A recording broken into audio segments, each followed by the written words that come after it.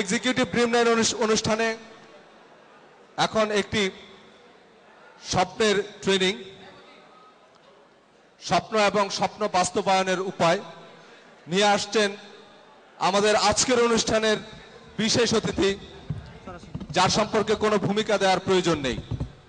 Destiny 2000 লিমিটেডের মাননীয় ব্যবস্থাপনা পরিচালক জনাব মোহাম্মদ রফিকুল আমিন। আমি একটা গল্পের বই পড়ছিলাম, সেখানে রাইটার লেখছে আমরা বেহেশতে যাইতে চাই কিন্তু আমরা মরতে চাই না।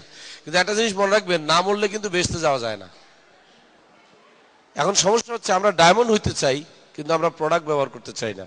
আমি তো আপনাকে সিক্রেট বলে দিলাম যে ছোট বালুকার কোনা বিন্দু বিন্দু জল গড়ে তোলে মহাদেশ সাগর অতল। এটা আমরা ক্লাস 6-7 থেকে পড়ে আসছি।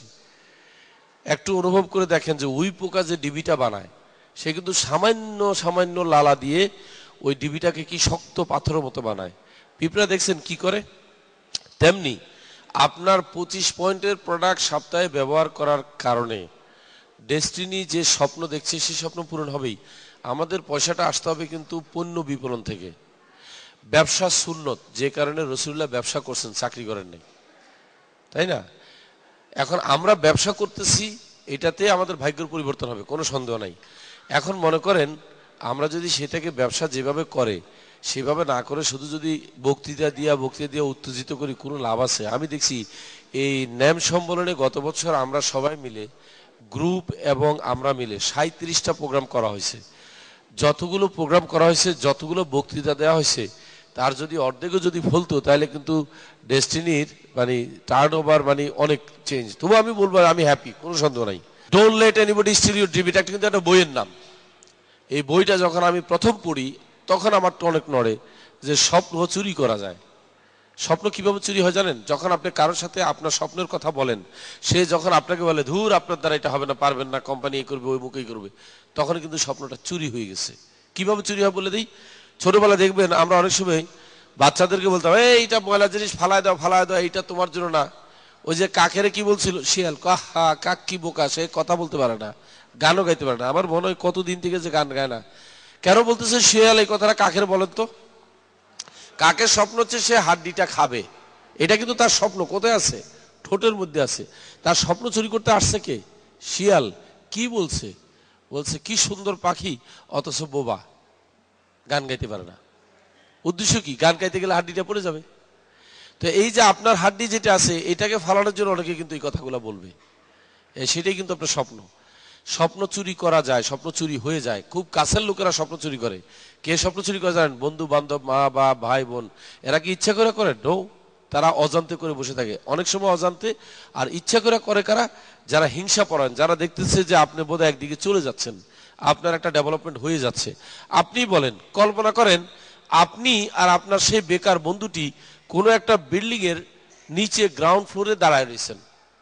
কিছুক্ষণ পরে একটা লোক এসে মই নামক সুযোগটা লাগাই দিছে, অপরচুনিটি ল্যাডারটা আর কি, অপরচুনিটি ল্যাডারটা লাগাই দিয়ে বলছে আপনাদের দুইজনের কাছে বা আপনাকেই বলছে যে ভাই এই মই দিয়ে আপনি চেষ্টা করলে দোতলায় যেতে পারবেন।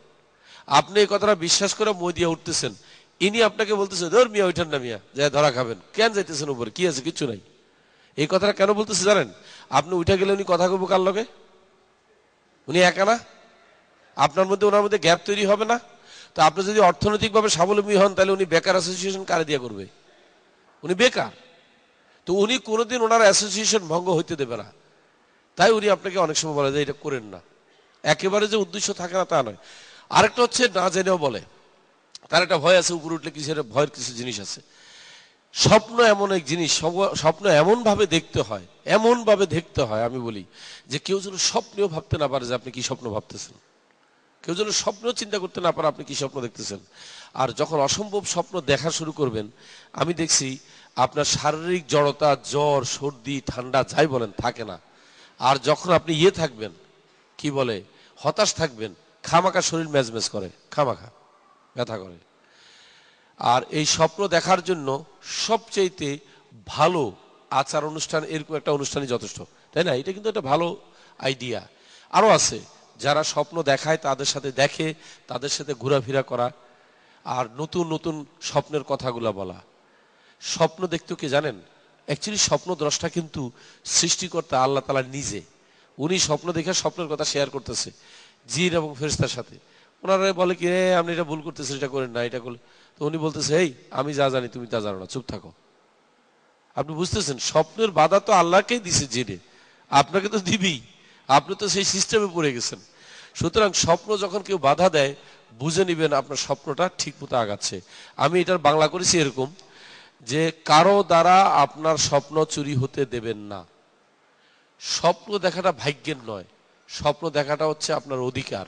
যেমন শিক্ষা জন্মগতভাবে আপনি যেদিন জন্মেছেন সেদিনই আপনি শিক্ষার সুযোগ পাবেন, এটা যেমন একটা অধিকার, স্বপ্ন দেখাটা কিন্তু ভাগ্যের ব্যাপার নয় যে কেউ স্বপ্ন দেখবে আর কেউ দেখবে না, এটা আগের থেকে নির্ধারিত আছে। নো, প্রত্যেকটা লোক স্বপ্ন দেখার অধিকার রাখে। তাহলে এই অধিকার থেকে যারা এবার আসেন, শিক্ষা আমাদের জন্মগত অধিকার, এটা একটা স্লোগান আছে। সেই অধিকার থেকে যদি কেউ আপনাকে বঞ্চিত করে আপনার মেজাজটা কেমন লাগা উচিত বলেন? প্রচন্ড খারাপ হওয়া উচিত না? তো কেউ যদি আপনার স্বপ্ন দেখা অধিকারটা থেকে আপনাকে বঞ্চিত করে আপনার মেজাজটা কেমন হওয়া উচিত? আমি আপনাকে একটা ধারণা দিই। তাহলে কল্পনা করেন আপনার একটা ফ্যান্টাস্টিক ফ্ল্যাট আছে, খুব দামি একটা অ্যাপার্টমেন্ট আছে, যে দামি অ্যাপার্টমেন্টে সব দামি দামি আসবাবপত্র, দামি কালার টিভি, দামি ডিভিডি, দামি আলমিরা, দামি মাইক্রোওয়েভ, দামি সবকিছু, গয়না কাটি সবই আছে। মানে এত সুন্দর, কল্পনা করে একটা সুন্দর সাজানো একটা সংসার আছে। আপনি আর আপনার বউ বাচ্চা মিলে কোথাও দাওয়াত খেতে গেছেন, দাওয়াত খাইয়ে এসে গেটের কাছে দাঁড়ায় হঠাৎ করে খেয়াল করলেন গেটের তালাটা ভাঙা আর গেটটা একটু ফাঁক। তখন আপনার মনের অবস্থা কি জানেন? ভিতরে প্রচন্ড একটা মোচড় দিয়ে হয়ে উঠে, আয় রে গেছে, না জানি আমার কি সর্বনাশ হয়েছে। আস্তে আস্তে দরজাটা ঠেলবেন, ঠুলা দেখতেছেন কি আস্তে করে সুইচটা দিচ্ছেন, লাইট জ্বলে, দেখেন ফ্লোরের মধ্যে হাবি জাবি সব জিনিসপত্র এদিক ওদিক ছিটে রয়েছে। দৌড়াই গেছেন আগে বেডরুমে, দৌড়াই কিন্তু আগে বেডরুমে গেছেন কেন? আলমিরার ভিতরে তো গয়না কাটি আছে, আল্লাহ জানে কি হয়েছে, আলমিরা খোলা। চিৎকার দিয়ে দেখলেন কি জামা কাপড় সব বিছানার মধ্যে, যে জুয়েলারি বক্স যেটা ছিল এটা খোলা, সব নিয়ে চলে গেছে। দৌড়াই গেছেন আবার টাকা যেখানে রাখছেন সেখানে, সেটাও নাই। দৌড়াই গিয়ে দেখছেন দামি ডিভিডিটাও নাই। এরপরে আরো কি অনেক সুন্দর সুন্দর জিনিস নাই। কিচেনে যায় দেখেন কিছুই নাই আর কি। এবার কতক্ষণের জন্য চিন্তা করেন আপনার কষ্টটা কেমন লাগতেছে? আপনার তখন মনে হচ্ছে যে জীবনে আপনি কি এমন পাপ করছেন যে আপনার এত বড় সর্বনাশটা হয়ে গেল। তেমনি একটি সর্বনাশ হতে পারে যখন একটা লোক আপনার স্বপ্নটা কেড়ে নেয় আর আপনাকে ধারণা দেয় এই কাজটা আপনার করা উচিত না। আপনার সাজানো সংসারকে যে এরকম তছনছ করে দিল, তার কথা তখনও আপনি শুনবেন? মনে করেন যখন এই ঘটনাটা ঘটে গেছে তখন প্রতিবেশী এসে আপনাকে সান্ত্বনা দিতেছে, কোনো চিন্তা করেন না, এটা কোনো ব্যাপার না, এটা ঘটতেই পারে। আপনি দরকার হলে আরেকবার ঘর সাজাই নেবেন, চিন্তা কি? কেমন লাগবে আপনার কাছে? কিন্তু যেটা গেছে এটা কিন্তু পাবেন না।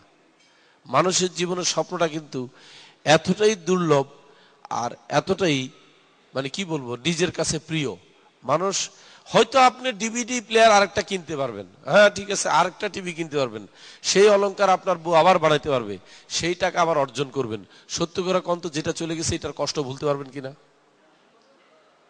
এরকম ব্যাপারটা। এই জন্য স্বপ্ন হচ্ছে এমন একটা জিনিস, এটা কেউ চুরি করলে মেজাজটা খারাপ হয়ে যায়, সোজা কথা। এই জন্য যিনি স্বপ্ন দেখেন, দেখতে জানেন, তিনি সুস্থ থাকতে পারেন। যে স্বপ্ন দেখে তার শরীরটা সুস্থ থাকে কিন্তু কখনো অসুস্থ হয় না। আমি দেখেছি অনেক লোক যারা স্বপ্ন দেখতেন তাদের মানে আপনারাই দেখবেন, যারা আপনারা একটু হিসাব রাখেন বছরে কয়বার অসুস্থ হন, যারা খুব বেশি স্ট্রং স্বপ্ন দেখতে পারেন এবং যারা মাল্টি লেভেল মার্কেটিং এ কাজ করে তাদের কিন্তু শরীর আপনার খারাপ হয় কম। এখন স্বপ্নকে আমি দুইটা ভাগে ভাগ করছি। একটা হলো কর্পোরেট ড্রিম, কর্পোরেট স্বপ্ন মানে হচ্ছে কোম্পানি যে স্বপ্ন দেখে, আর একটা হচ্ছে জাতীয়ভাবে। তো আমি দেখলাম যে আমাদের কর্পোরেট ড্রিমটা কিন্তু জাতীয় ড্রিমের সাথে কিন্তু ন্যাশনাল ড্রিমের সাথে মানে ওতপ্রোতভাবে জড়িত। আমরা যখন বলতেছি আমরা 2012 সালের মধ্যে 1 কোটি লোকের কর্মসংস্থান করব, ঠিক আছে, এটা যদিও ডেস্টিনির ড্রিম, এটা কি জাতীয় ড্রিমের মধ্যে পড়ে না? অবশ্যই পড়ে। তা আমাদের স্বপ্নগুলো কি চলেন আমরা আগে সেটা বিবেচনা করি। যেই স্বপ্নগুলো নিয়ে আমরা আগাচ্ছি এই স্বপ্নগুলো কি কিন্তু আমাদের বাস্তবায়ন করতে হবে। আমাদের সম্মিলিত স্বপ্নগুলো কি কি? সম্মিলিত এই জন্য বলছি, আমাদের জাতীয় ড্রিম, আমাদের কর্পোরেট ড্রিম দুইটাই কিন্তু একত্রিত করা হয়েছে এখানে। আমরা প্রথম স্বপ্ন দেখতেছি কি, এমন একটা জিনিসের স্বপ্ন দেখতেছি যেটা দিয়ে সমস্ত স্বপ্নগুলোর বাস্তবায়ন হবে, সেটা হচ্ছে প্রশিক্ষণ। প্রশিক্ষণের কোনো বিকল্প নেই। 2009 সালের 31শে ডিসেম্বরের মধ্যেই দেশব্যাপী ডিএসটিসি এবং অনলাইন জয়নিং পদ্ধতি সহ কাস্টমার সার্ভিস অফিস বসানো হবে, করতে হবে। কেন? এইটার কোনো আসলে আমরা যদিও লিখছি 2009 সালের 31শে ডিসেম্বর, কিন্তু ঘটনাটা ঘটে যাবে জুলাই থেকে কিন্তু ঘটে যাবে। আর টেস্ট এন্ড ট্রায়াল কিন্তু এই মাস থেকে হবে। আর 15 দিন পরে আমরা টেস্ট এন্ড ট্রায়াল করবো, যে এটা আমরা সফটওয়্যার ডেভেলপ করছি, যে আসলে এটা কিভাবে কাজ করে। এমন হতে পারে কিছু কিছু অফিস এই মাস থেকে কিন্তু অনলাইনে জয়েনিং করার ফেসে যাবে। যাদের কাছে ওই ইন্টারনেট বা আছে, সেই সুযোগ আছে, তারা কিন্তু অনলাইনে দিতে পারবেন। সুবিধাটা কি হবে? সুবিধা অনেক বেশি। আপনি শিউরিলেন ফর্মটা ইন হয়েছে, সিএডি নাম্বার এস্টাবলিশ হয়েছে, আউটস্ট্যান্ডিং হয়নি, তাই না? কতগুলো সমস্যার সমাধান হবে জানেন? 12টা সমস্যা বলে দিই কি কি। 1 নম্বর সমস্যা, আউটস্ট্যান্ডিং হবে না। 2 নম্বর সমস্যা, প্রোডাক্টের জন্য অপেক্ষা করতে হবে না। 3 নম্বর সমস্যা, আইডি কার্ডের জন্য ফটো নিয়ে কোনো গ্যাঞ্জাম নাই, আইডি কার্ডেরও সমস্যা নাই। 4 নম্বর সমস্যার সমাধান হচ্ছে একজনের ফর্ম আরেকজন জমা দিতে পারবে না, কারণ আইডি কার্ডের জন্য তারা হাজির দিতে হবে। 5 নম্বর সমস্যা, কেউ কারো গেস্ট চুরি করতে পারবে না, কারণ ন্যাশনাল আইডি দিয়ে জয়েন হবে, তাই না? তারপরে এরকম আপনার অনেকগুলো সমস্যা দেখা গেছে। 6 নম্বর সমস্যা হচ্ছে আপনার 3 সপ্তাহ ওয়েট করতে হবে না। আজকে সন্ধ্যায় যদি ক্লোজিং হয়, আজকে সন্ধ্যায় জয়েনিং, কালকে সকালে স্টেটমেন্ট। 7 নম্বর সমস্যা, যদি আপনার এরকম একটা ব্যাপার থাকে, যে আপনার এই সপ্তাহের মধ্যে 2টা ফর্মের জন্য ডায়মন্ড সাইকেল ভেঙে যাচ্ছে, কিন্তু টের পাইছেন কিন্তু দুপুরবেলা, অসুবিধা নাই, সন্ধ্যার মধ্যে জমা দেন না, কারণ স্টেটমেন্ট তো কাল সকালে। আপনার যে কাস্টমার সার্ভিসে যে দরখাস্ত করে, অনুরোধ করে, ওই 3 নম্বর স্টেটমেন্টে গিয়া দোকানের দরকার নেই। সবকিছু রিয়েল টাইম। এরকম অনেকগুলো ব্যাপার ঘটে যাবে, যেটা দেখবেন আপনার এই অনলাইন সার্ভিস চালু হয়ে গেলে আমাদের ম্যাক্সিমাম প্রবলেম সলভ। আমরা তখন যদি সপ্তাহে 5 লক্ষ লোক জয়েন করে, একটি ফর্ম আউটস্ট্যান্ডিং হবে না, একটিও না। আপনি প্রথম দিকে আমরা কিন্তু এই জয়েনিং এই সুযোগটা কেবলমাত্র ডিএসটিসির মধ্যেই দেবো, কেবলমাত্র 480টা আউটলেটে, সবাই পাবে না। তো 480টা জায়গা থেকে এন্ট্রি কিন্তু সোজা কথা না, বিশাল ব্যাপার, তাই না? আমাদের সেকেন্ড স্বপ্নটা কি? আমাদের সেকেন্ড স্বপ্নটা হচ্ছে যে 2010 সালের মধ্যে আমরা দেশব্যাপী 20 লক্ষ কৃষকদের পদ্ধতি ও আর্থিক সহযোগিতা, দুইটা বলছি, একটা হলো টেকনোলজি, পদ্ধতি, আর্থিক সহযোগিতা বলা ঠিক না, আমরা যৌথভাবে ব্যবসাটা করতে চাই। সেটা হচ্ছে, আমি আগে আপনাকে এটার সিক্রেটটা বলি, যে কৃষক কেন পারতেছে না আর আমরা কেন পারবো। আমরা পারবো এই কারণে, প্রথম হচ্ছে আমাদের প্রতিটি থানায় কোয়ালিফাইড ডিস্ট্রিবিউটর আছে, তাদেরকে আমরা সেমি এমপ্লয়েড করবো। সেমি এমপ্লয়েড মানে কি? তাদেরকে একটা টিএডিএ ধরে দেবো, যে ভাই তুমি 20 জন কৃষককে কোঅর্ডিনেট করবে, এই জন্য তুমি মাসে এই টাকাটা পাবা, প্লাস এই কৃষকের থেকে আমার যা ধান আসবে তার উপরে লাভের এত পার্সেন্টেজ তোমার। তাহলে ওই ডিস্ট্রিবিউটর কাজ করবে না? অবশ্যই করবে। সে মহা খুশি যে আমি আমার এলাকাতে এমএলএমও করতেছি, আরো বাড়তি কিছু ইনকাম হচ্ছে, কি আমার একটা টিএডিএ সহ আমাকে একটা পার্সেন্টেজও দিচ্ছে, এই 20টা কৃষকের যা উৎপাদন হয় তার উপরে। এখন তার কাজ কি? তার কাজ হচ্ছে ওই যে টিউশনি করে, যে মাস্টার টিউশনি করার মতো কৃষকের বুঝাবে যে আঙ্কেল আপনার এই কাজটা কিন্তু এইভাবে না, এইভাবে হইতে হবে, আপনি এই এতটুকু সাথ দিবেন, এই করবেন। কারণ কি? আপনি জানছেন কোত্থেকে? আমরা আপনাদের কাছে একটা ম্যানুয়াল পাঠাবো, এটা পড়ে বলবেন যে ইয়ের মতো, এই যে ইউজার ম্যানুয়াল বলে না, কোনো টিভি ব্যবহার করা, কম্পিউটার ব্যবহার করা, এরকম। এখন এটা হচ্ছে একটা কারণে আমরা পারবো। দ্বিতীয় কারণ হচ্ছে কৃষক নিজে কিন্তু এই বিষয়ে শিক্ষিত না, সে জানে না যে কোন বীজটা কিনে কাজ করতে হবে, কখন সেচ দিতে হবে, কখন সার দিতে হবে। অনেক সময় সে টেনশনে থাকে, এনজিও থেকে লোন দিতে হয়, তাই সে কিন্তু দিতে পারে না। এরকম অনেক ব্যাপার স্যাপার আছে। আর সবচেয়ে বড় কথা হচ্ছে, কৃষক যখন ধান চাষ করে, তখন সে কিন্তু যতক্ষণ পর্যন্ত ধানটা না উঠাতে পারে সে টেনশনে থাকে। আর আমাদের এখানে তার টেনশন নাই, কারণ এটা একতরফা। এই টাকাটা যদি কোনো কারণে ধান উৎপাদন না হয়, ক্ষতিগ্রস্ত হয়ে যায়, কৃষককে কিন্তু 1 টাকাও ফেরত দিতে হবে না। ঝুঁকিটা কিন্তু ডেস্টিনি নিছে। তার মানে কি? সে সেফ সাইডে আছে এবং সে নিশ্চিন্তে ঘুমাবে যে আমার কোনো চিন্তা নাই। ওনারা আমার জমি চাষবাস করে বর্গা করে, পাইলে অর্ধেক দিবে, আমার অর্ধেক উনি নেবে, না পাইলে তো নাই। রিস্ক তো থাকবে, কারণ ইট ইজ এ বিজনেস। এখন একটা জিনিস দেখেন, আমরা কিন্তু তখন কি করব, তার 1 বিঘাতে যদি 20 মণ হইতো, আমাদের কারণে হবে 40 মণ, ডাবল হবে। তাইলে সে কিন্তু ক্ষতিগ্রস্ত না, সে কিন্তু লাভবান। তাই বছরে 2টা সিজন আমরা এইভাবে করব। এখন শুরু হবে কিভাবে? প্রথমে আমরা টার্গেট করেছি যে সকল ডিস্ট্রিবিউটরদের বাপ বা চাচা বা আত্মীয় স্বজন কৃষক ধান চাষ করে, আমাদের প্রাইমারি টার্গেট কিন্তু ওই ডিস্ট্রিবিউটররা। আমরা ডিস্ট্রিবিউটরের মধ্যে প্রথমে এক্সপেরিমেন্ট করতে চাই, মানে তাদেরকে নিয়ে পাইলট প্রজেক্ট করতে চাই, যাতে আমরা যেমন এবারেরটা বলি, আজকে কিন্তু আমি দেখছি প্রথম পাইলট প্রজেক্ট কারে নিয়ে করছি বলি, প্রথম পাইলট প্রজেক্ট শুরু করছি আমরা ডিসেম্বর মাসে, এই গেল ডিসেম্বরে। আমরা 5 জন না 6 জনরে দিছি টার্গেটে, এবং 5-6 জন সবাই হলো পরিচালক, চেয়ারম্যান সাহেব, গৌফরান, ফরিদ সাহেব, তারপর তালুকদার সাহেব, এরকম 5-6 জনকে দেওয়া হয়েছে। মজার ব্যাপার হচ্ছে আজকে জামান সাহেব আমাকে ছবি উঠাই দিয়ে আসছে ওই ধান চাষে, দেখাইলো পর ছবিটা দেখার পরে একদম মানে বিশ্বাস করেন প্রাণটাই জুড়ে গেছে, ধানের থোক দেখা যাচ্ছে না, কিন্তু এত সুন্দর আর এত সবুজ। আমরা বলতেছে দেখেন আমাদের এই পাইলট প্রজেক্টের ছবি নিয়ে আসছি। তো আমি এই জন্য বললাম একইভাবে আমরা বাংলাদেশের অনেকগুলো এস্টাবলিশমেন্ট কিন্তু আমরা করে দিতে পারি, সরকারকে হেল্প করে, যে ঠিক আছে টাকা আমরা দেব, আমাদেরকে সুযোগটা দেয়া হোক। 2012 সালের মধ্যে বলতেছি বেকার মতো, আমি 100 লক্ষ এই জন্য লিখছি, 1 কোটি চাইতে 100 লক্ষ কথাটা শুনতে ভালো লাগে, তাই না? 1 কোটি বললে মনে হচ্ছে 1, আচ্ছা, কিন্তু 100, আচ্ছা 100 লক্ষ বেকার মুক্ত, এবং এটা সম্ভব। একটু আগে আপনি যে কাহিনী শুনছেন, খালি ওই কাহিনীর মধ্যে ভালাই দিলে কিন্তু 1 কোটি লোক চলে যেতেছে। তো বেকার মুক্ত তো হবেই আমাদের। এবং গাছের প্যাকেজে ঢুকলে তো ওই 1 কোটি লোকের মধ্যে 20 লক্ষ কৃষকই কিন্তু আছে, জানেন তো? তারাও তো বেকার মুক্ত হইলো, তারাও তো ইনকাম করলো ধান চাষ থেকে। এইভাবে আমরা আরো একটা স্বপ্ন আমাদের আছে, সেটা হচ্ছে আমরা ডেস্টিনিকে বাংলাদেশের না, এখন বাংলাদেশের লোক প্রতিযোগিতা দেওয়ার মতো কেউ নাই, মাঠে দেখা গেছে কোনো খেলোয়াড় নাই, আমরা ওয়ার্ল্ডের সাথে কম্পিটিশন দিতে চাচ্ছি, the best MLM company in the world. এখন আপনাদের সামনে ট্রেনিং নিয়ে আসছেন এই ড্রিম নাইটের ড্রিম বিল্ডিং স্বপ্ন নিয়ে আসছেন আমাদের সবার প্রিয় এবং ডেস্টিনির খুবই জনপ্রিয় ট্রেনার জনাব আজাদ রহমান। ড্রিম, যখনই আমরা ড্রিম সেট করব, ড্রিমটা আসলে দেখেন আমাদের দেশে স্পেশালি এই ড্রিম বিল্ডিং এর ট্রেনিং গুলো কেন দরকার, আমি বলবো এটা প্রত্যেকটা মানুষের দরকার, প্রত্যেকটা জায়গায় দরকার। কেন জানেন? আমাদের দেশের মানুষের ড্রিম গুলো খুবই ছোট ছোট, একেবারেই ছোট ছোট। কেন ছোট এটারও কিন্তু ব্যাখ্যা আছে। এটার জন্য দায়ী হচ্ছে, আমার দৃষ্টিতে এটার জন্য দায়ী হচ্ছে বাংলাদেশের শিক্ষা ব্যবস্থা। আপনারা একটা জিনিস খেয়াল করে দেখেন তো, আমরা যখন ক্লাস 6-এ যখন ভর্তি হই, বা একটা বাচ্চা ছেলে যখন ক্লাস 6-এ ভর্তি হয়, তখন কিন্তু তার ভিতরে একটু একটু করে ম্যাচুরিটি আসা শুরু হয়, তাই না? ক্লাস 6-এ উঠলে সে যখন দরখাস্ত লেখা শিখে, আপনাদেরকে মনে আছে কোন বিষয়ের জন্য সে দরখাস্ত লেখা শিখতো? হ্যাঁ, বিনা বেতনে অধ্যয়নের জন্য দরখাস্ত, মনে আছে আপনাদের? ক্লাস 6-এ উঠে একটা ছেলে বিনা বেতনে অধ্যয়নের দরখাস্ত লেখা শিখে, সে ওখান থেকেই শিখে আমার বাবা একজন দরিদ্র স্কুল শিক্ষক বা দরিদ্র চাকরিজীবী, 5 ভাই বোনের লেখাপড়া চালানোর মতো অ্যাবিলিটি তার নাই, সো আমাকে বিনা বেতনে অধ্যয়ন করার সুযোগ দেন। তখন থেকে সে শিখে আমার বাবারই অবস্থায় আমার ড্রিমটা কেমনে বড় হবে।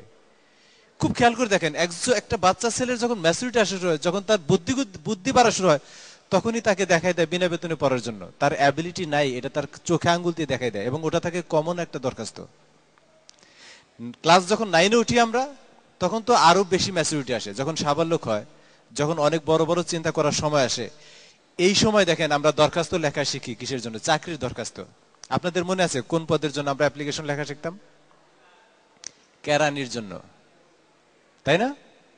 এখনো দেখেন ব্যাকরণ বইগুলো খুলে দেখেন, লেখা থাকে কেরানি পদের জন্য চাকরির দরখাস্ত লেখেন, আবেদন করেন। তো ওখান থেকে সে লেখা শিখে কেরানির দরখাস্ত করেন।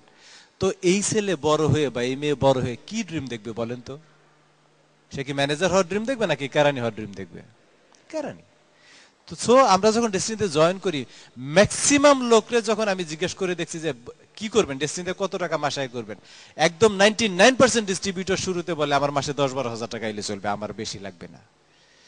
একটা লোক যখন জয়েন করে মাসে 10,000 টাকার টার্গেট নিয়ে, সে যদি দেখে দিনে 10,000 টাকা আয় করা যায়, তার কেমন লাগবে বলেন? তার ড্রিম কেমন হবে? সে কি হজম করতে পারবে? এজন্যই বলবো, যা দেখবেন হজম করেন, বিশ্বাস করেন, অবিশ্বাস করেন না। যাক, আমরা যখন ডেস্টিনিতে জয়েন করি, নিজের একটু জিজ্ঞেস করে দেখছেন কি আসলে কেন আপনি ডেস্টিনিতে জয়েন করছেন? কেন আমরা ডেস্টিনিতে জয়েন করেছি, আমরা কি চাই, কখনো জিজ্ঞেস করে দেখছেন? ওই যে ম্যাক্সিমাম ক্ষেত্রে 10-12 হাজার, আর বেশিরভাগ লোক আসছে হরলিক্সের মতো। হরলিক্সের অ্যাড দেখছেন না? আমি তো এমনি এমনি খাই। আমি অনেকটা জিজ্ঞেস করে দেখছি কেন আসছেন, বলছে এমনি এমনি আসছি, দেখি কিছু করা যায় কিনা। আশ্চর্য, সে জানেও না সে কিসের জন্য আসছে। যাক, আমরা সবাই সফল হতে চাই, এটা আমার মনে হয় সবাই এক বাক্যে স্বীকার করবেন নাকি? সবাই আমরা সফল হতে চাই। কিভাবে? খুব যদি খেয়াল করে দেখেন অনেক কঠিন পথ এবং অনেক সীমাবদ্ধতাকে অতিক্রম করে আমাদের চোখের সামনে সুখ, সমৃদ্ধি এবং সাফল্যের উঁচু চূড়ায় উঠে গেছেন বহু সাধারণ মানুষ। হয় না এরকম? আপনি হয়তো বলছেন, ওই যে দেখো কোটিপতি হয়ে গেছে, জানো একসাথে আমরা ফুটবল খেলছি, একসাথে গোল্লা শুট খেলছি, আমার বাড়ির পাশের ছেলেটা। বলি না আমরা এরকম? তাহলে কেউ কেউ এরকম অনেক টাকার মালিক হয়ে গেছে, সাফল্যের অনেক উঁচু চূড়ায় উঠে গেছে। অন্যদিকে বেশিরভাগ মানুষ আগে যেরকম ছিল এখনো সেই রকম আছে। কি বলেন, আছে না? এবং তারা সুন্দর করে গর্ব করে বলে, বাপ দাদার চলছে এভাবে, আমার চলবে না কেন? অসুবিধা কি? একবারও চিন্তা করে দেখে না, বাপ দাদার হজে যাইতে 6 দিন লাগছে, এখন 6 ঘন্টা লাগে মাত্র। দুনিয়া কত ফাস্ট, ওটা চিন্তাও করে না। যেরকম আবার মানুষের ভাবে থাকতেও কিন্তু চায়। আমি কয়েকদিন আগে একজনকে জিজ্ঞেস করছি, ভাই কেমন আছেন? বলে আগের মতো। আমি বললাম, আগে কিরকম ছিলেন? বলে এখন যেরকম আছি। তার মানে কি? তার মানে আগে যেরকম ছিল এখনো সেই রকম আছে, এবং থাকতেও তার ভালো লাগে। বলে আবার খারাপ কি, চলছে তো। তাহলে পার্থক্য কোথায়? আপনার কি মনে হয় না কোনো না কোনো পার্থক্য আছে? কোথাও না কোথাও পার্থক্য আছে। আছে। যারা সফল হয়েছেন তাদের মধ্যে কিছু একটা ছিল তো অবশ্যই, নাকি? কি ছিল? ড্রিম। যারা সফল হয়েছেন তাদের মধ্যে কিছু একটা ছিল, তাদের প্রত্যেকেরই ড্রিম ছিল, আসলেই ছিল। তারা প্রত্যেকেই বড় বড় ড্রিম দেখতেন। তাহলে তাদের প্রত্যেকেরই ড্রিম ছিল, স্বপ্ন ছিল, তারা ড্রিম দেখতেন, স্বপ্ন দেখতেন, তাই না? হ্যাঁ, এখন আপনিও তো বলতে পারেন যে আমিও তো স্বপ্ন দেখি, সকালবেলা মনে থাকে না, রাতের বেলা অনেক স্বপ্ন দেখেন, সকালবেলা সব ভুলে যান। এই ড্রিম আর এই ড্রিমের মধ্যে পার্থক্য আছে। এটা আপনাকে জেগে জেগে দেখতে হবে। এবং আজকে শেষ মুহূর্তে আমরা ড্রিম কিছুক্ষণের জন্য দেখব, রেডি থাকবেন। আর যেটা ছিল ড্রিম বাস্তবায়নের আকাঙ্ক্ষা, প্রচেষ্টা, ধৈর্য ও সাহস। শুধু ড্রিম থাকলেই হবে না, ড্রিম বাস্তবায়নের আকাঙ্ক্ষা থাকতে হবে, প্রচেষ্টা থাকতে হবে, ধৈর্য থাকতে হবে, সাহস থাকতে হবে। আপনারা কি বিশ্বাস করেন ড্রিম দেখতে যে প্রচন্ড রকম সাহস লাগে? বিশ্বাস করেন? আপনি 1 মিনিটের জন্য যদি চিন্তা করেন আপনি বাংলাদেশের মন্ত্রী হবেন, খুব চিন্তা করলেন যে আমি বাংলাদেশের মন্ত্রী হব, তাহলে মন্ত্রী হওয়ার জন্য কি দরকার? আগে এমপি হতে হবে। তখন আপনি চিন্তা করলেন আমার এলাকায় বহু লোক আমার চেয়ে বড় বড় আছে, বহু লোক লাইনে আছে, ধুর আমার দ্বারা এমপি হওয়া সম্ভব না। আচ্ছা, উপজেলা চেয়ারম্যান। কতক্ষণ পর আবার চিন্তা করলেন না উপজেলা চেয়ারম্যানও কে কে হতে পারে, এরকম অনেক লোক লাইনে আছে। তখন চিন্তা করলেন না বাদ দেই, ইউনিয়ন পরিষদের চেয়ারম্যান। কতক্ষণ পর দেখলেন ধর ইউনিয়ন পরিষদের চেয়ারম্যান হবে না, ওখানেও লাইন আছে, মেম্বার হলেও চলবে। এভাবে ড্রিম গুলো আস্তে আস্তে আস্তে আস্তে ছোট হয়ে যায়। আমরা বড় বড় ড্রিম দেখি না, অতটা সাহস থাকে না, প্রচন্ড রকম সাহস লাগে ড্রিম দেখতে। আরো একটা বিষয় ছিল, যে বিষয়টা তাদেরকে ওই পর্যন্ত নিয়ে গেছে, সেটা কি? ড্রিম দেখার জন্য যে বিষয়গুলো ছিল তার সাথে আরো একটা যোগ, সেটা হচ্ছে পজিটিভ অ্যাটিটিউড। পজিটিভ অ্যাটিটিউড ছাড়া কোনোভাবেই ড্রিম বাস্তবায়ন করা সম্ভব না, সফল হওয়া সম্ভব না। সাফল্য কি? হ্যাঁ, বলতে পারেন যে আমার কাছে বা এক একজনের কাছে আসলে এক এক রকম। একজন রিক্সাওয়ালা যদি বলে আজকে আমি সফল হয়েছি, তাহলে বুঝতে হবে সে কমপক্ষে 500 টাকা ইনকাম করছে, নাকি? আর যদি একজন ডায়মন্ড বলে আমি আজকে সফল, তাহলে কি মনে করবেন? যদি বিল গেটস বলে আমি আজকে সফল, তাহলে সে কত $1,000,000 ইনকাম করলে সফল। এক একজনের কাছে এক এক রকম। আমার দৃষ্টিতে, আমি যেভাবে দেখি, আমার দৃষ্টিতে সাফল্য হচ্ছে কিছু চাহিদা বা স্বপ্নের বাস্তবায়ন। আপনি একটা জিনিস চাইলেন বা একটা ড্রিম দেখলেন, সেই ড্রিম যখন বাস্তবায়ন হবে, যে চাহিদা যখন বাস্তবায়ন হবে, তখনই তো আপনি সফল, নাকি? বাট এটা কিন্তু এক জায়গায় স্থির থাকে না। একটা ছেলে যখন এসএসসি পরীক্ষা দেয়, সে চিন্তা করে আমি যদি জিপিএ 5 পাই তাহলেই সফল। জিপিএ 5 পেলে এখন সে যদি ইউনিভার্সিটিতে চান্স না পায়, তাহলে কি সে সফল? না, হ্যাঁ, ওই সময়ের জন্য সে সফল। বাট চান্স পাওয়াটা আরেকটা সফলতা। তাহলে এটা কিন্তু কন্টিনিউয়াস চলে, এটা জার্নি মূলত একটা। প্রত্যেক মানুষ জীবনে কিছু না কিছু চায়, কি বলেন? চায় তো নাকি? চায় না শুধুমাত্র পাগলে? তাহলে সবাই কিছু না কিছু চায়। দেখেন তো কি চায়, একটু খেয়াল করে দেখেন মিলে কিনা। কেউ কেউ টাকা চায়, কেউ সম্মান চায়, কেউ নেতৃত্ব চায়, কেউ বিভিন্ন দেশ ভ্রমণ করতে চায়। কি বলেন, মিলে কিছু?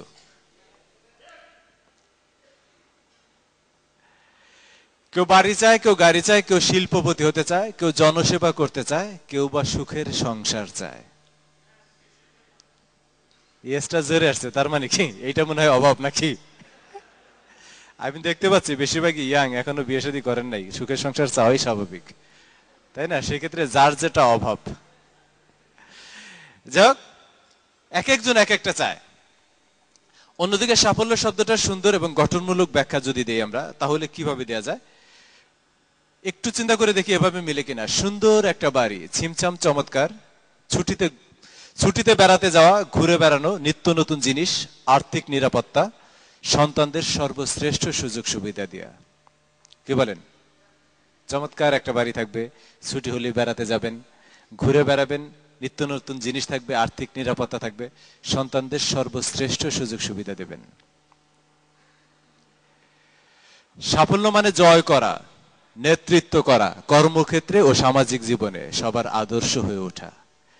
এখন যেমন আপনারা এলাকায় কিছু দেখলে বা আপনার টিমে যে ডায়মন্ড আছে তাকে হয়তো বলেন এই যে উনি আমার আপলাইন ডায়মন্ড এক্সিকিউটিভ। আপনার ইচ্ছা করে না আপনাকে দেখে আপনার অ্যাসোসিয়েটরা বলুক যে এই যে আমার আপলাইন ডায়মন্ড এক্সিকিউটিভ? আপনি আরেকজনটা এখন মডেল ভাবেন, নিজে মডেল হতে অসুবিধাটা কোথায়? নিজেকে মডেল হতে হবে।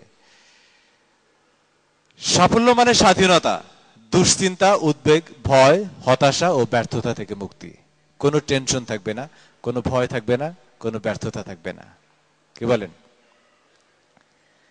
সাফল্য মানে আত্মসম্মান, জীবনে অবিরাম ও সত্যিকারের সুখ সন্তুষ্টি পাওয়া। আত্মসম্মান, জীবনে অবিরাম ও সত্যিকারের সুখ সন্তুষ্টি পাওয়া। আজকে সুখ কালকে দুঃখ, আজকে পোলাও কুরমা কালকে পান্তা ভাত, এটা চলবে না। ডাল ভাত মাংস হলেও প্রতিদিনই ওটা চলতে হবে। কি বলেন? প্রতিদিন প্রতি মুহূর্তে সুখ থাকতে হবে, সত্যিকারের সুখ। উপরে একরকম, উপরে সুখ ভিতরে দুঃখ, এটা চলবে না। মোট কথা, আমরা সবাই সুখী এবং সমৃদ্ধশালী জীবন চাই। কি বলেন?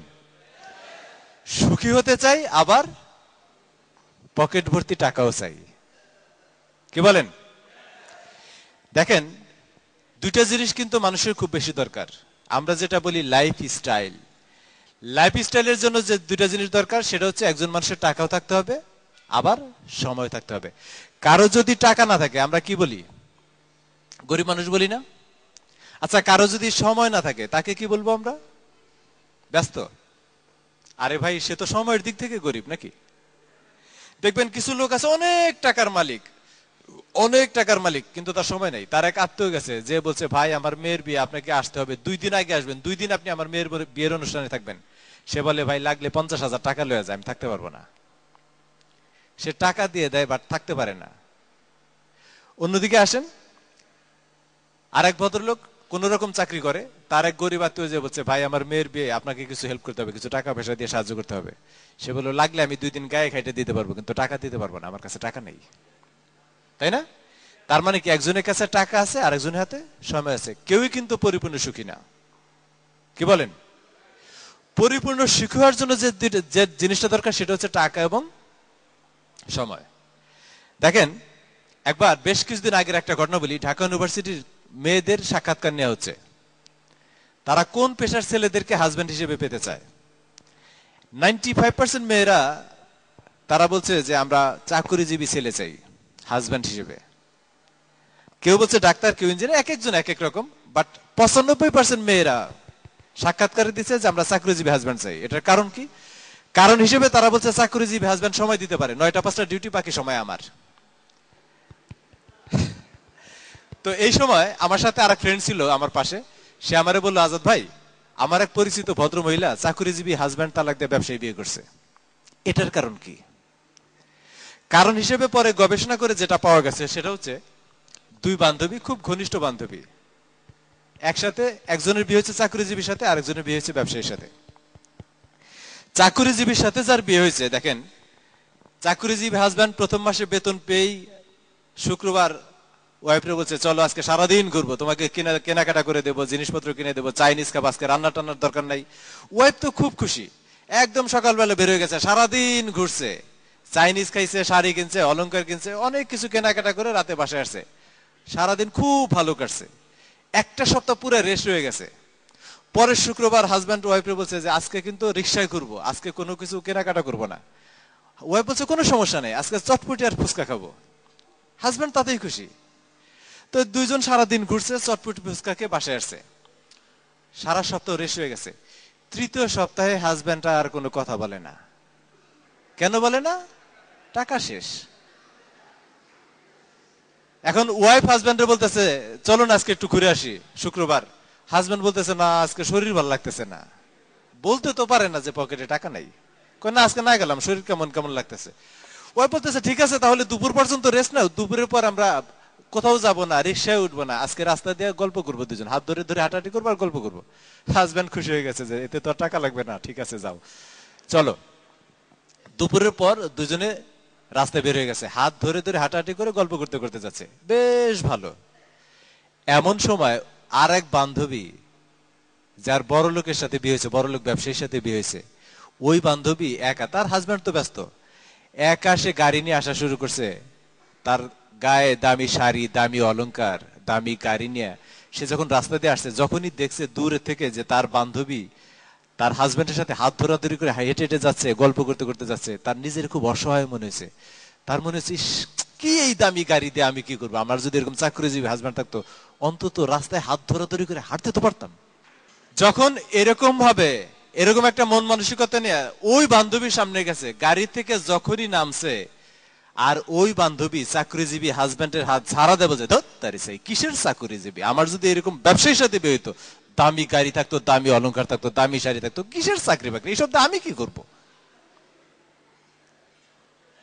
ছোটবেলায় আমরা ভাব সম্প্রসারণ পড়েছি, আপনাদের মনে আছে?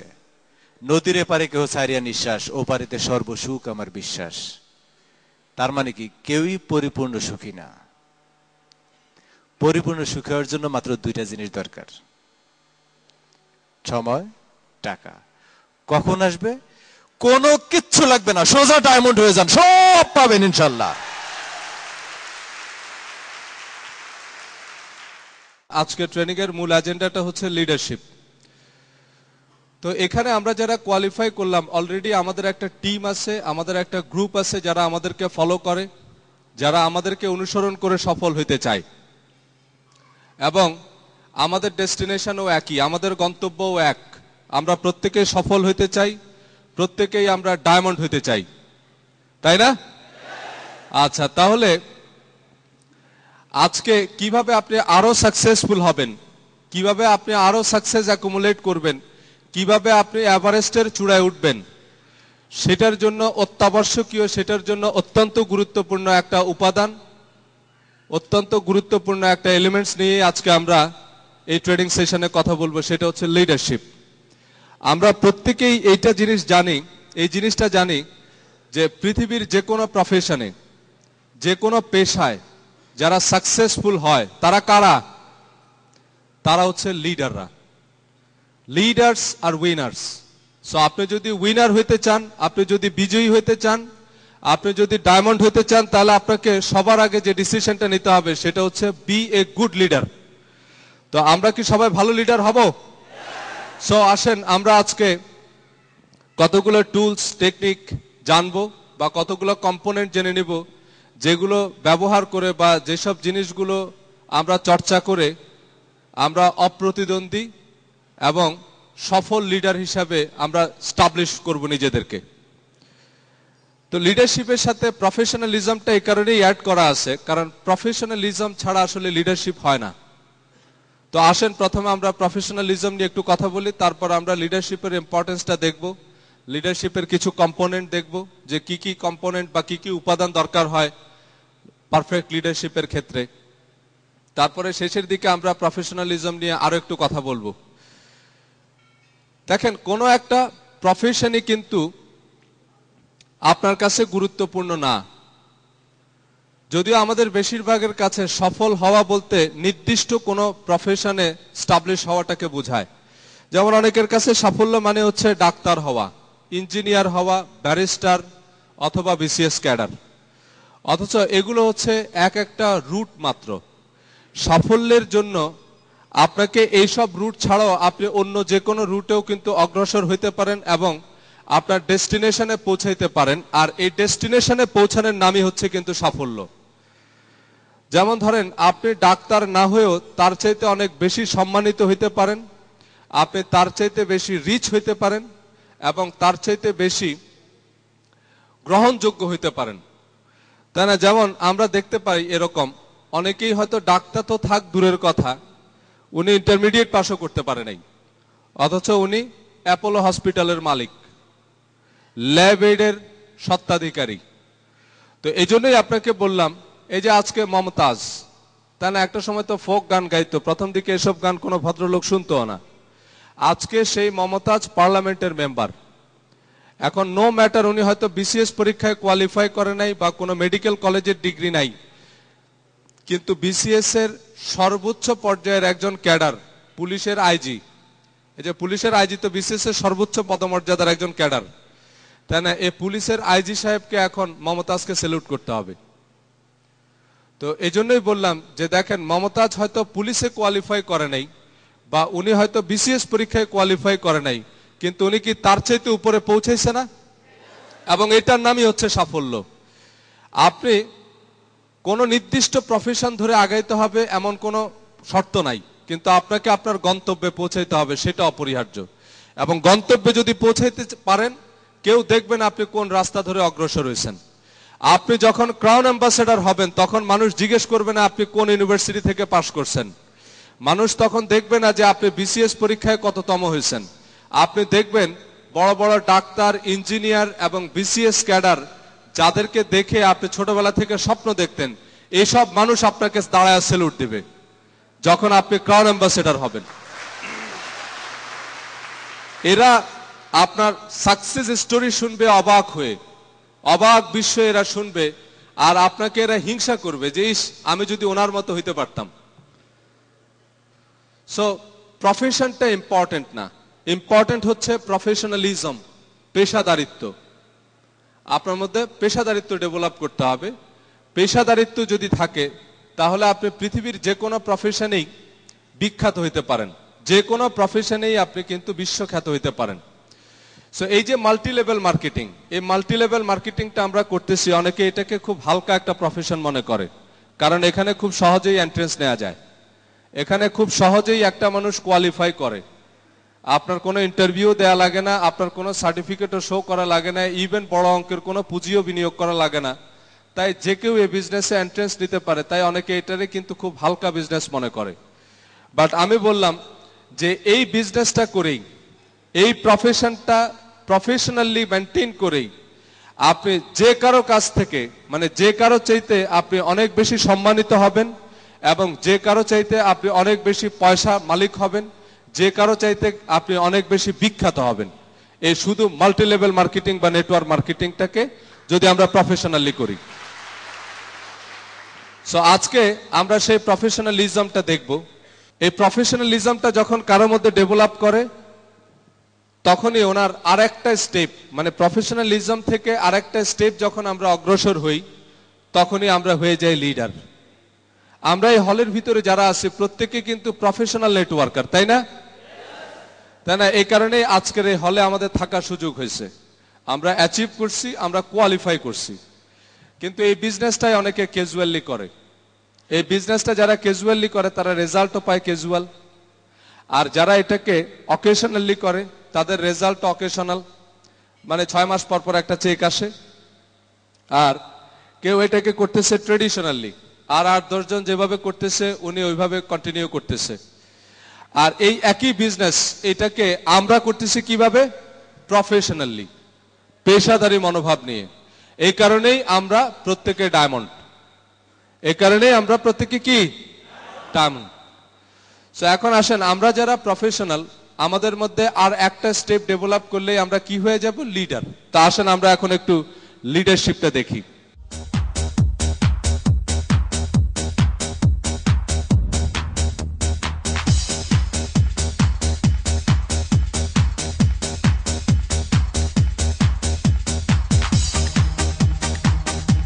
আমার সরাসরি আপলাইন হচ্ছে আমার হাজব্যান্ড মিস্টার আকবর হোসেন সুমন, আর আমার সরাসরি ডাউনলাইনে হচ্ছে Zubair Sohel, double diamond executive, এবং রতন, সাইফুল ইসলাম রতন। আর জুবাইর সম্বন্ধে আমার সবচেয়ে বড় যেটা আমি খুব প্রাউড ফিল করি সবসময়, যে ও খুব ডেলিকেটেড গ্রুপের প্রতি, ও মানুষ হিসেবেও মারাত্মক রকম অনেস্ট, খুব দায়িত্ববান। ডেস্টিনির প্রোডাক্ট হচ্ছে ওয়ান্ডারফুল, এক কথা ওয়ান্ডারফুল বিকজ অফ ডেস্টিনির যে খাবার, যেমন nutritional cereal, golden rose, veggie soya milk, আর যেগুলাই আছে এগুলো আমি সবসময় বাসায় বাচ্চাদের জন্য, প্লাস আমি নিজেও কিছুদিন আগে আমাদের যে প্রোডাক্টগুলো আসছে জ্ঞানোদার্মা কফি, হোয়াইট কফিগুলা, এগুলো ওয়ান্ডারফুল। আর সেকেন্ড যেটা আমার কাছে সবচেয়ে বেশি মনে হয়েছে যে পরিবেশ বান্ধব, সাধারণ মানুষের কাছে যাওয়া যায়, মানুষ খুব সহজভাবে নিবে, এবং ওভারঅল এটা নিয়ে আর কোনো কথাই হতে পারে না। যেমন গাছ কোম্পানির বর্তমান অবস্থা খুবই ভালো, যা আশা অনুরূপ। একটা কোম্পানির বয়স 8 বছর হিসাবে আমরা যেখানে আসছি আলহামদুলিল্লাহ অনেক ভালো। ভবিষ্যতে আমরা আরো ভালো করব আশা করতেছি।